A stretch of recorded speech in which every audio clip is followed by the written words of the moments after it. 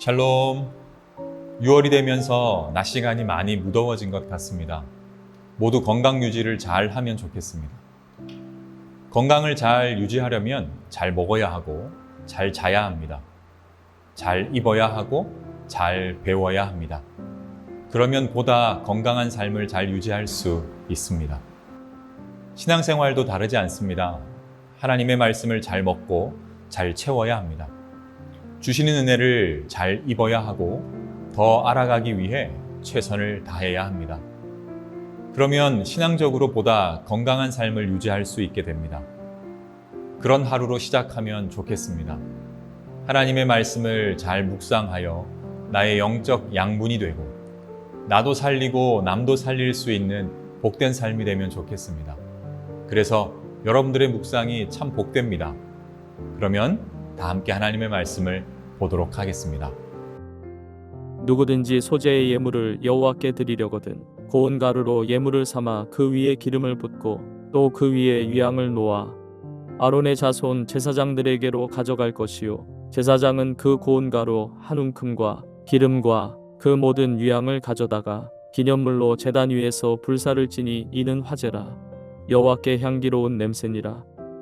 그 소재물에 남은 것은 아론과 그의 자손에게 돌릴지니 이는 여호와의 화제물 중에 지극히 거룩한 것이니라.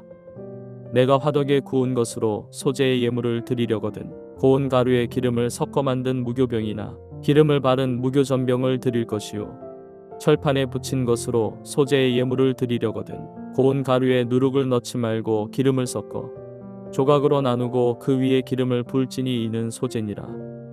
내가 냄비의 것으로 소재를 드리려거든 고운 가루와 기름을 섞어 만들지니라. 너는 이것들로 만든 소재물을 여호와께로 가져다가 제사장에게 줄 것이요 제사장은 그것을 제단으로 가져가서 그 소재물 중에서 기념할 것을 가져다가 제단 위에서 불사를 지니 이는 화제라 여호와께 향기로운 냄새니라. 소재물에 남은 것은 아론과 그의 아들들에게 돌릴지니 이는 여호와의 화제물 중에 지극히 거룩한 것이니라. 좋은 관계는 보편적으로 상대방을 배려하는 관계입니다. 배려한다는 것은 나보다 남을 낮게 여긴다는 뜻이고요. 한 번 더 상대방을 생각한다는 의미이기도 합니다. 신앙생활 속 관계는 크게 두 가지로 나눌 수 있는데요. 먼저는 성도 간의 관계입니다. 성도 간에 이 배려가 있어야 합니다. 배려가 있다는 말은 상대를 한 번 더 생각하고 또 그 성도의 이 생각은 중보기도로 연결이 된다는 것입니다. 중보기도는 서로에게 하나님의 일하심을 공유할 수 있습니다. 은혜를 함께 나눌 수 있다는 말이 되는 것이죠. 다음은 하나님과 자녀 간의 관계입니다. 이 관계에도 배려는 존재합니다. 하나님을 상대로 성도는 어떤 배려를 할 수 있을까요? 말씀을 마음 다해 듣고 최선을 다해 살아내는 것으로 연결할 수 있습니다. 우리는 다른 것들로 하나님을 배려할 수 없습니다. 유창한 말이나 많은 생각을 한다고 해서 하나님을 배려할 수 없습니다. 그분께서 친히 기록해 주신 말씀을 잘 따라 살아가는 것이 최고로 하나님을 배려하는 것이지요. 그런데 하나님도 성도들을 배려하십니다. 그렇다면 하나님이 해주신 배려 중에 가장 최고의 배려는 무엇일까요? 그것은 예수님을 보내주셔서 믿기만 하면 구원을 받을 수 있도록 해주신 것입니다.